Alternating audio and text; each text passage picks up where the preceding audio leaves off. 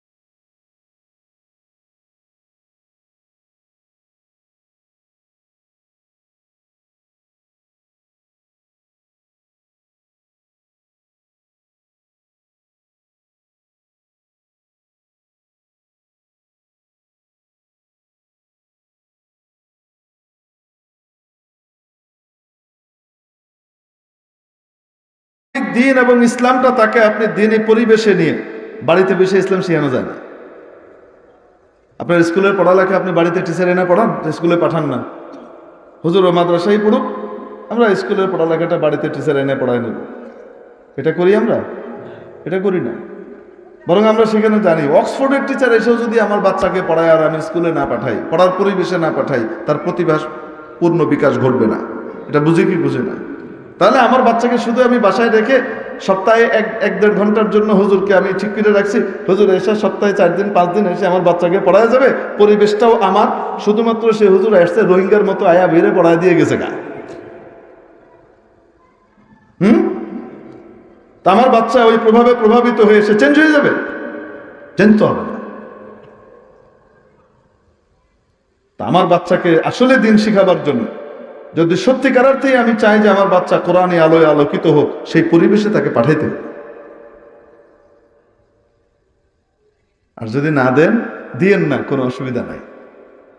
যখন বড় হবেন, বাচ্চা যখন বড় হবে, যে বাচ্চার জন্য আপনি সবকিছু উজাড় করে দিয়েছেন, মানুষের কাছে ধার কর্জ করে হলো আপনার বাচ্চার পরীক্ষার ফি জোগাড় করেছেন, নিজের জমি বিক্রি করে পেনশনের টাকা দিয়ে তাকে বিদেশ পাঠিয়েছেন, সবকিছু হয়েছে, বাচ্চা মাশাআল্লাহ অনেক প্রতিষ্ঠিত হয়ে বড় হয়ে আসবে। বাচ্চার বাড়িতে 5,000, 6,000, 10,000 স্কোয়ার ফিটের বিশাল বাড়ি, সেই বাড়িতে সারা দুনিয়ার মানুষের জায়গা হয়, কিন্তু আপনার আর আপনার বউর জায়গা হবে না। দুনিয়াতে এখন বাস্তবতা কিন্তু এটাই, তিক্ত বাস্তবতা মানুষ দেখছে চোখের সামনে। একটা পর্যায়ে বুঝায় বাজায় কি, আব্বা এত ভেজালের দরকার কি, তুমি এখানে বুঝতেই পারছো সবাই ব্যস্ত, তুমি একটা কাজ করে তোমাকে এমন ভালো জায়গায় দিয়েছি, তুমি সকলের সাথে সমবয়সীদের সাথে গল্প গুজব করে কাটাবে। কোথায়? বৃদ্ধ নিবাস নামক জেলখানায় পাঠাই দিছি, যে থাকো এনে। আর যদি আপনার বাচ্চাকে আপনি দিন শিখান, তারপরে সে ইঞ্জিনিয়ার হোক, ডাক্তার হোক, এটা হোক সেটা হোক, যা ইচ্ছা তাই হোক, এই যে 3টা বছর আপনি তাকে দিন শিখিয়েছেন, মানুষ বানানোর ব্যবস্থা করেছেন, সবার আগে মানুষ বানিয়েছেন, আপনার এই বাচ্চা বড় হয়ে যদি অর্থনৈতিক সংকট আর কষ্টের ভিতরেও ভুগে কোনো কারণে, খোদা না খাস্তা, অনেক উচ্চশিক্ষিত মানুষ অর্থনৈতিক সংকটে কষ্টে ভুগে, আছে না নাই? হালালের উপরে চলতে গেলে অনেক সময় কষ্ট হয়। এই বাচ্চা না খেয়ে থাকতে পারে, কিন্তু আপনাকে কখনো নিজের বাড়ি থেকে আলাদা করার কথা চিন্তা করবে না। সে কল্পনা করতে পারবে না যে আমার বাবা আমার মাকে আমি আমার বাড়ি থেকে আলাদা করব। সে চিন্তা করবে আমার বাবা আমার মা হলো আমার দুনিয়ার সবচাইতে বড় অ্যাসেট, আমার দুনিয়া আখিরাত গড়ার সবচেয়ে বেশি সম্পদ আর মাধ্যম হলেন আমার আব্বা আম্মা। নিজে না খেয়ে হলেও বাবা মার খেদমতের জন্য সে নিজেকে উজাড় করবে। বলেন না কেন? ঠিক কি ঠিক না? তাহলে নিজেদের বাচ্চাদেরকে এই মানুষ বানাবার জন্য আমরা তৈরি আছি তো ইনশাআল্লাহ। এখন আপনাদের ইচ্ছা, মাদ্রাসায় আপনাদের বাচ্চাদেরকে দিয়েন বা দিয়েন না। আপনার বাচ্চা যদি মাদ্রাসায় দিন শিখে যায়, এই বাচ্চা ভবিষ্যতে নেশাখোর হবে না, তার কাছে টিকা লেগে গেছে। এই বাচ্চা ভবিষ্যতে নাস্তিক হবে না, মুরতাদ বদমাশ হবে না। কিছুদিন আগে আমার সাথে প্লেনের ভিতরে একবার দেখা হয়েছে এক ভদ্রলোকের সাথে, কথায় কথায় কিছু হচ্ছিল, এর ভিতরে ওই ভদ্রলোক এমন ঠাসানি দিলেন, আরেক মানে ওই লোক একটু ইসলামের ব্যাপারে একটু নাক ছিটকানো মার্কা কথা বলছে, এমন ঠাসানি দিছে, একদম সোজা করে দিছে, অথচ দেখতে কিছুই নাই, মুসলমানই মনে হয় না। তো আমি চিন্তা করলাম যে এই ভদ্রলোক যে উত্তরগুলো আমি দেওয়ার কথা সেগুলো সে অগ্রিম দিয়ে দিল। পরিচয় নিতে নিতে জানতে পারলাম যে উনি সরকারি বহুত বড় একজন কর্মকর্তা, বিচার বিভাগের দায়িত্বে আছেন। কোন পদে আছেন সেটা নাই বললাম। তা আমি জিজ্ঞেস করলাম, আপনি যে এত কড়া কথাগুলো বললেন, চাকরি আছে তো? তা আমার চাকরি কে খাবে? আমার ডরে বাঘের মতো ডরায়। হুজুর আমি নীতির উপরে আছি, আমি এক চুল পরিমাণ ছাড় দিই না, বদলির পর বদলি হইতেছি আমি, এই জায়গা থেকে ওইখানে, ওইখান থেকে ওইখানে, কিন্তু চাকরি তো আর খাইতে পারবে না। আমি এক চুল পরিমাণ ছাড় দিই, আমি টাইট করে দিলে আমার বাঘের মতো ডরায়, আমার সিনিয়র অফিসারও ডরায়।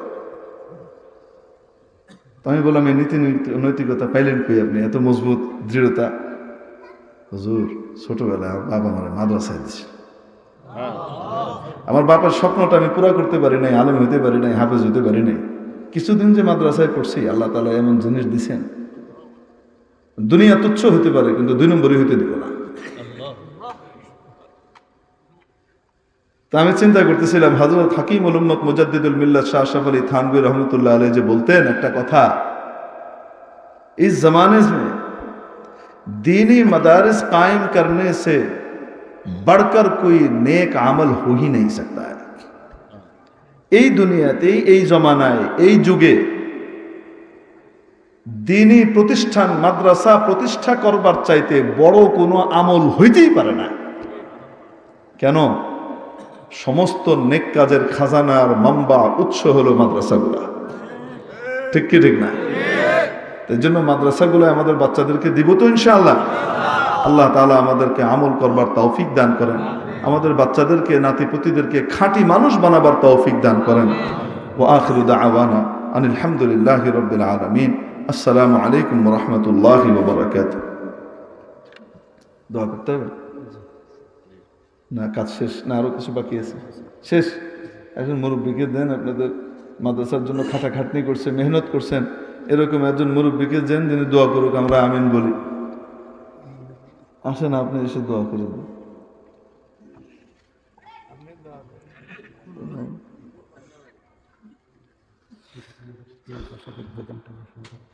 যে কবে উদ্বোধন হবে? এখন থেকে উদ্বোধন হয়ে গেল আলহামদুলিল্লাহ।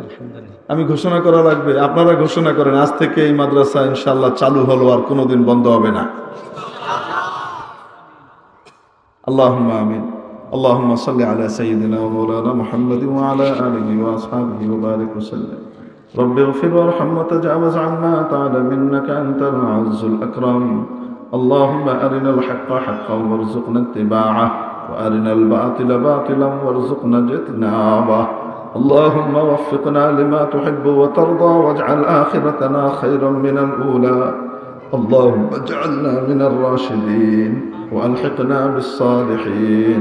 اللهم حبب إلينا الإيمان وزينه في قلوبنا وزينه في قلوبنا وزينه في قلوبنا وكره إلينا الكفر والفسوق والعصيان. اللهم اجعلنا من الراشدين وألحقنا بالصالحين. اللهم إنا نسألك رضاك والجنة ونعوذ بك من سخطك وغضبك والنار. اللهم إنا نسألك العفو والعافية والسلامة في الدين والدنيا والآخرة. পরওয়ারদিগারে আলম, যারা হাত উঠিয়েছেন, যারা অংশগ্রহণ করেছেন, আয় আল্লাহ, যারা আজকের এই মাহফিলকে সফল কাম করেছেন মাওলা, তন দিয়ে, মন দিয়ে, ধন দিয়ে, শ্রম দিয়ে, দোয়া দিয়ে, অংশগ্রহণ দিয়ে, অনুমোদন দিয়ে, সমর্থন দিয়ে, আই মাবুদ, তাদের সকলের দুনিয়া আখিরাতের যাবতীয় পেরেশানিকে দূর করে দেন। আয় আল্লাহ, সমস্ত গুনাহ খাতাগুলোকে মাফ করে দেন। আয় আল্লাহ, ভবিষ্যৎ জীবনটাকে গুনাহমুক্ত জীবন গড়বার ব্যবস্থা করে দেন। পরওয়ারদিগারে আলম, আমাদেরকে খাঁটি মানুষ হবার তৌফিক দান করেন। আয় আল্লাহ, জানোয়ারের কালচার থেকে বেরিয়ে আসবার তৌফিক আমাদেরকে নসিব করে দেন। আয় আল্লাহ, আমাদেরকে সাহাবীদের মতো জিন্দেগি নসিব করে দেন। আয় আল্লাহ, আমাদেরকে সাহাবীদের মতো ঈমানওয়ালা, আমলওয়ালা, আখলাকওয়ালা বানিয়ে দেন। আয় মাবুদ, আপনার হাবিবের নূরানি আলোয় আমাদেরকে আলোকিত করে দেন। আয় মাবুদ, সর্বশ্রেষ্ঠ কালচার আপনার হাবিবের কালচারে আমাদেরকে কালচার করে দেন মাওলা। আয় আল্লাহ, সুন্নতের উপর আমাদের জিন্দেগিকে আপনি উঠিয়ে দেন। আয় মাবুদ, এই মাদ্রাসাকে কবুল ও মঞ্জুর করে নেন। আয় আল্লাহ, এই মাদ্রাসার যাত্রাকে অব্যাহত রাখেন মাওলা। আয় আল্লাহ, যাবতীয় প্রয়োজনকে গায়েবের অফুরন্ত খাজানা থেকে পুরা করে দেন। দিন দুগুণে রাত চৌগুণে তারাক্কি এবং উন্নতি নসিব করে দেন। আয় আল্লাহ, আসাতিজায়ে কিরাম, তালাবায়ে ইলজাম এবং মুআবিনিন মুহিব্বিন সকলের মধ্যে ইখলাস ও লিল্লাহিয়াতার তাকওয়া, আপনার মহব্বত ও মারিফত দিয়ে দেন। পরওয়ারদিগারে আলম, আমাদেরকে মেহেরবানি করে আপনার বানিয়ে নেন।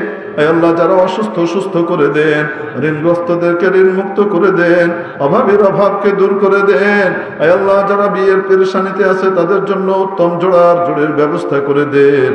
আয় আল্লাহ, বেরোজগার কম রোজগারের জন্য উত্তম হালাল প্রশস্ত রিজিকের ফয়সালা করে দেন। পরওয়ারদিগারে আলম, আপনার রাস্তায়, আপনার পছন্দের জায়গাগুলোতে খরচ করবার তৌফিক আমাদেরকে দিয়ে দেন। মাবুদ রে, আমাদের ধনকে, আমাদের জানকে, আমাদের মালকে আপনি কবুল করে নেন। আয় মাওলা, কিয়ামতের দিন আপনার হাবিবের সান্নিধ্য নসিব করে দিয়েন। আয় আল্লাহ, চাইতে জানি না কিভাবে চাইতে হয়।